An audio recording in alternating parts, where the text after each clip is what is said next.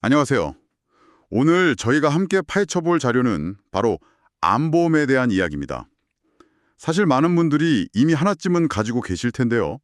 오늘 저의 목표는 내가 가진 암보험 지금 이대로 괜찮은가? 이 질문에 대한 답을 한번 찾아보는 겁니다. 보내주신 자료들을 보니까 암 치료 환경이 우리가 알던 것과는 완전히 달라졌더라고요. 그 변화의 핵심과 의미를 하나씩 짚어보겠습니다. 네, 맞습니다. 오늘 이야기의 핵심을 한 문장으로 요약하면요. 암 치료가 단거리 경주에서 마라톤으로 바뀌었다는 겁니다. 과거에는 암 진단을 받으면 수술 한 번으로 끝나는 경우가 많았죠. 하지만 이제 자료에 나오는 표적 항암 치료, 면역 항암 치료, 그리고 최근에 화제가 된 중입자 치료 같은 새로운 기술들이 등장하면서 암은 이제 고혈압이나 당뇨처럼 장기적으로 관리하는 질병이 되었습니다. 바로 이 지점에서 엄청난 비용 문제가 발생하기 시작하는 거고요. 가장 먼저 눈에 띄는 대목이 바로 그 암치료 패러다임의 변화인데요. 과거 1세대 수술 중심에서 이제는 수술, 항암, 방사선, 면역치료까지 다 결합된 3세대 복합치료 시대로 넘어왔다는 거죠. 자료에 나온 다빈치 로봇 수술 통계가 정말 놀랍습니다. 한국에서 8분에 한 번씩 시행될 정도라고 해요. 그렇죠. 그런데 여기서 정말 역설적인 상황이 벌어지는 겁니다. 다빈치 로봇 같은 최첨단 수술 기술이 이렇게 흔해졌는데 정작 자료에 나온 예측을 보면요. 2024년에서 25년 사이에 상겹종합병원에서 간암은 마이너스 24.7%, 위암은 마이너스 21.9%, 수술 건수가 오히려 16.8%나 감소할 것으로 보입니다. 잠깐만요. 그건 좀 이상한데요? 그렇게 비싸고 좋은 기술을 계속 도입하는데 왜 수술 건수는 오히려 줄어드는 거죠? 병원 입장에선 손해 아닌가요? 아니면 환자들이 수술을 기피하기 시작한 건가요? 아주 좋은 질문입니다. 환자들이 수술을 기피한다기보다는 이제 수술만이 유일한 정답이 아니게 된 겁니다. 수술 외에도 효과적인 다른 선택지들이 그 자리를 채우고 있다는 가장 강력한 신호죠. 예를 들어 자료에 여러 번 언급되는 중입자 치료가 있습니다. 이건 아주 무거운 탄소 입자를 빛의 속도에 가깝게 가속해서 암세포만 정밀하게 폭격하는 방식이거든요. 정상세포는 거의 건드리지 않고 암세포만 파괴하는 거죠.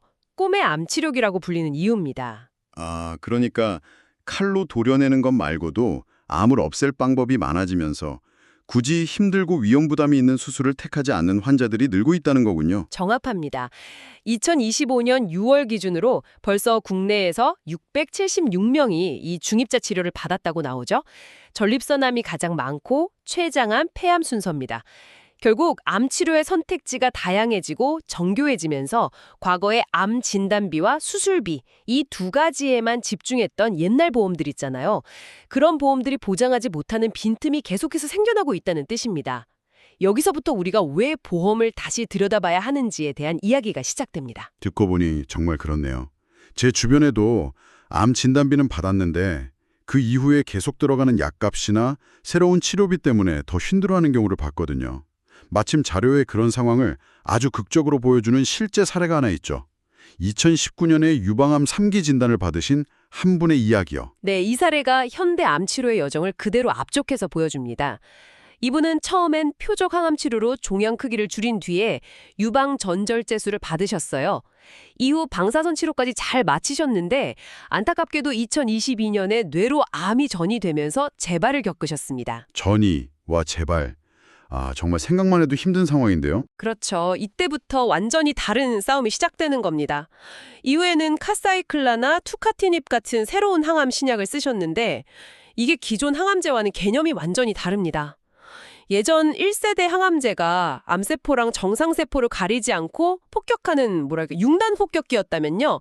이 신약들은 암세포의 특정 표적만 골라 공격하는 유도미사일에 가깝죠. 효과는 좋지만 당연히 비쌀 수밖에 없고요.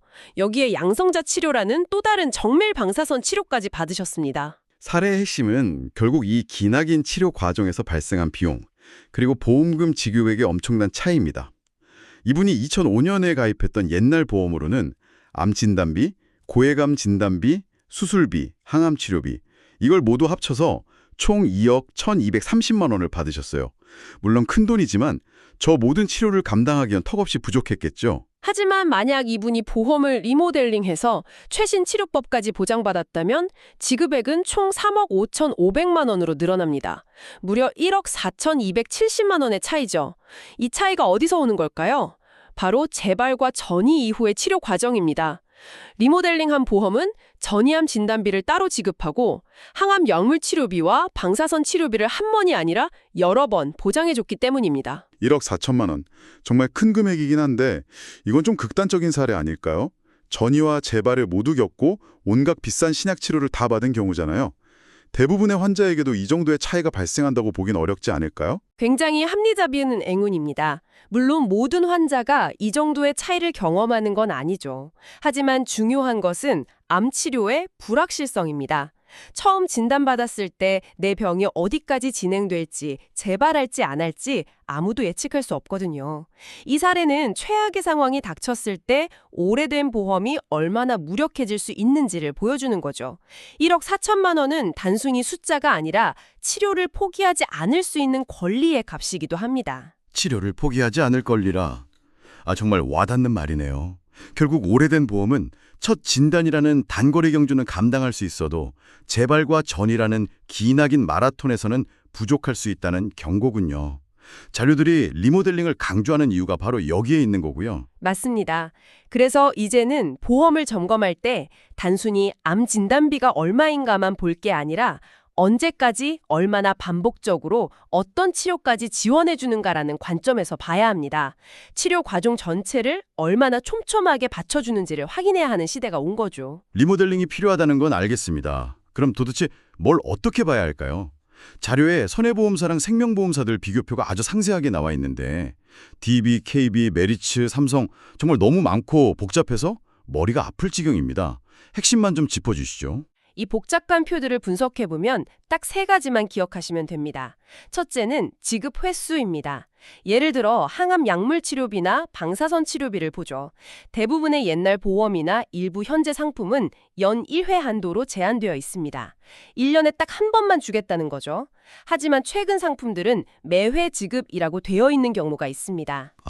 그러니까 1년에 한 번 받고 끝나는 게 아니라 치료를 받을 때마다 계속 지원을 받을 수 있느냐의 엄청난 차이군요. 그렇습니다.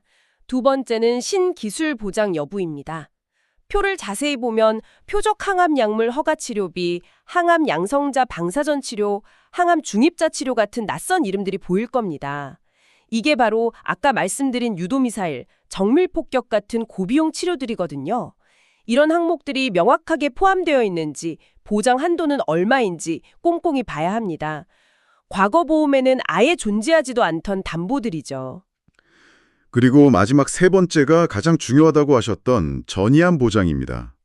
사실 원발암도 무섭지만 많은 분들이 정말 두려워하는 건 암이 다른 곳으로 옮겨붙는 전이와 재발이잖아요. 맞습니다.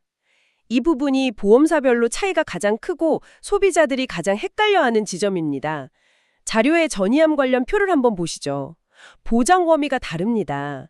어떤 회사는 암 분류 코드 C77부터 C80까지 보장하는데 다른 회사는 C77, C78, C79만 보장하기도 합니다. 정말 복잡하네요. C77이 뭔지, C80이 뭔지 일반인이 어떻게 다 알겠어요? 그렇죠. 그래서 제가 간단히 설명해 드릴게요.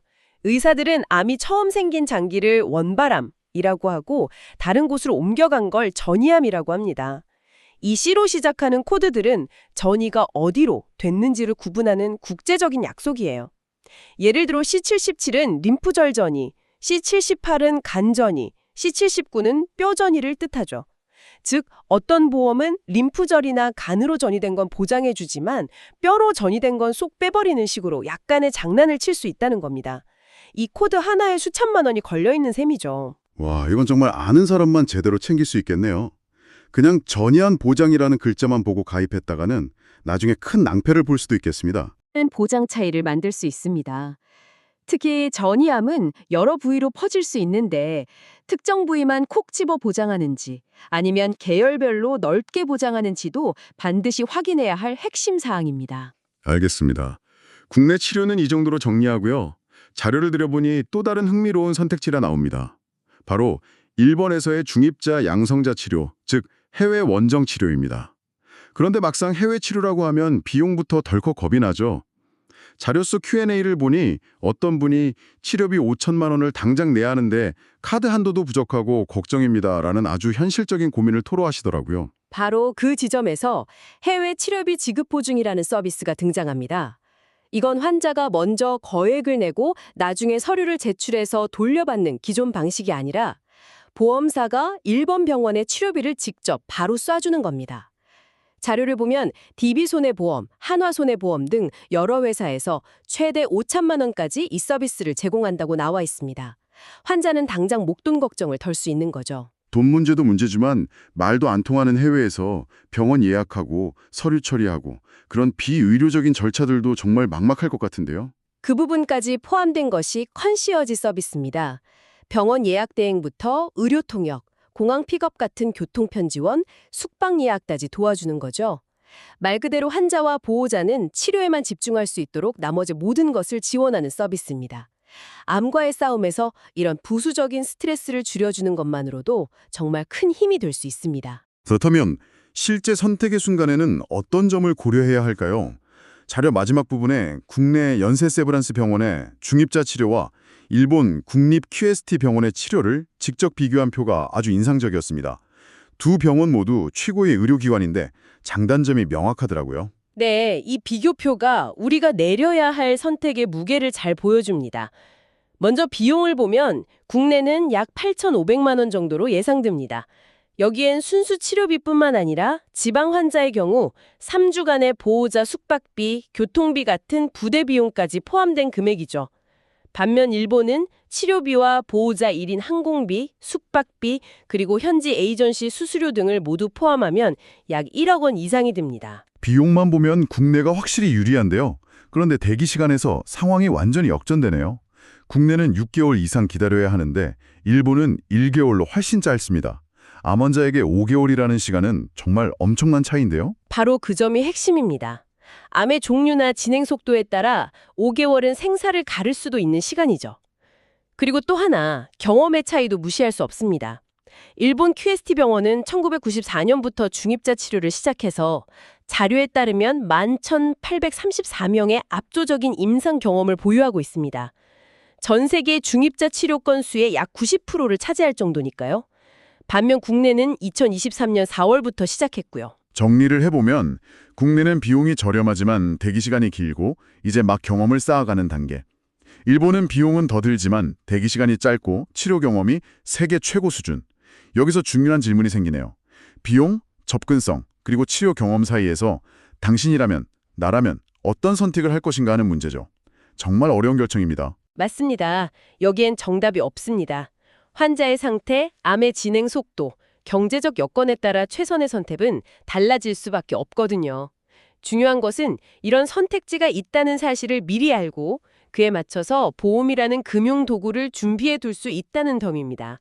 막상 상황이 닥쳤을 때 돈 때문에 더 나은 선택지를 포기하는 일은 없어야 하니까요. 자, 오늘 긴 이야기를 한번 정리해 보겠습니다. 암 치료 기술이 눈부시게 발전하면서 역설적으로 우리가 가진 오래된 보험이 부족해질 수 있다는 사실을 확인했습니다. 실제 사례를 통해 치료 여정에 따라 수억 원의 비용 격차가 발생할 수 있다는 점도 봤고요. 전이암 보장 코드나 지급 횟수처럼 약관 속에 숨어있는 중요한 조건들, 그리고 해외 원정 치료라는 새로운 선택지까지 살펴봤습니다. 이 자료들이 주는 가장 큰 교훈은 특정 상품을 추천하는 것이 아닙니다. 의료기술의 발전에 맞춰 암을 대비하는 우리의 금융도구 역시 함께 진화해야 한다는 점을 일깨워주는 것이죠. 10년, 20년 전에 마련해둔 대비책이 과연 지금의 암치료 현실에 맞는지 당신의 준비 상태를 다시 한번 점검하라는 강력한 메시지입니다. 오늘 우리는 최신 치료법의 비용, 즉 돈 문제에 집중했습니다. 하지만 마지막 비교에서 봤듯이 국내에서는 6개월 이상, 해외에서는 1개월을 기다려야 합니다. 그렇다면 치료를 애타게 기다리는 그 시간에 비금융적 비용은 어떻게 계산해야 할까요? 암세포가 자랄지도 모른다는 불안감, 일상생활의 정지, 가족들의 정신적 고통 같은 것들이요. 이 정보를 되새기면서 만약 당신이 중요한 건강 결정을 내려야 하는 순간에 시간과 돈 중 무엇에 더 무게를 두게 될지 한번 생각해 보시는 건 어떨까요?